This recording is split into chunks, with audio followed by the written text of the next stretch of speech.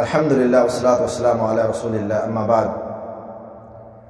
رسول اکرم صلی اللہ علیہ وسلم نے فرمایا اذا اکل احدکم فلیذکر اسم اللہ تعالی۔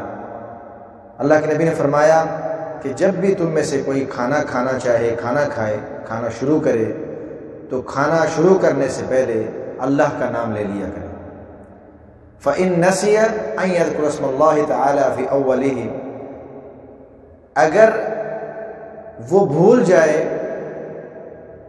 اللہ کا نام لینا بھول جائے، یعنی بسم اللہ الرحمن الرحیم پڑھنا بھول جائے، تو فَلْيَقُلْ بسم اللہ اولہ وآخرہ، تو پھر اسے چاہیے کہ وہ کہے بسم اللہ اولہ وآخرہ۔ رسول اکرم صلی اللہ علیہ وسلم نے فرمایا من اکل طعاما وقال الحمد للہ الذی اطعمنی ھذا ورزقنیہ من غیر حول منی ولا قوہ۔ رسول اکرم صلی اللہ علیہ وسلم نے فرمایا کہ جس نے کھانا کھایا اور پھر یہ کلمات کہے الحمد للہ الذی اطعمنی ھذا ورزقنیہ من غیر حول منی ولا قوہ غفر له ما تقدم من ذنبه۔ فرمان رسول ہے صلی اللہ علیہ وسلم کہ جس نے یہ کلمات کہے غفر له ما تقدم من ذنبه، اس کے سابقہ گناہوں کو اللہ تعالیٰ معاف فرما دیتا ہے۔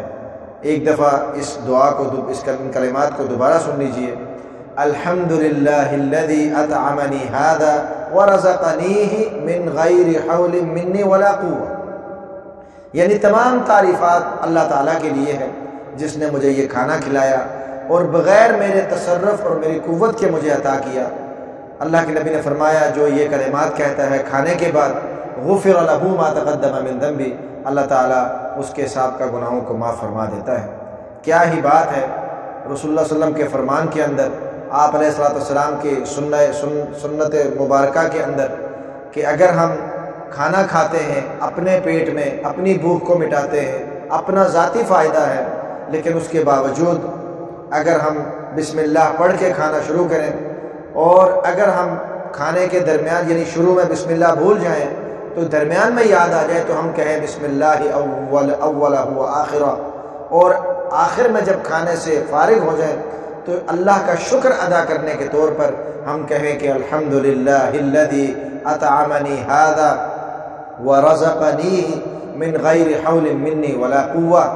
یہ اتنے سے کلمات ہیں اور اس کا اتنا بڑا فائدہ ہے کہ ہم کھانا بھی کھا لیں گے اور اپنے سابقہ گناہوں کو بھی معاف کرا دیں گے۔ اللہ تعالیٰ ہمیں عمل کی توفیق دے۔ وما علینا الا البلاغ۔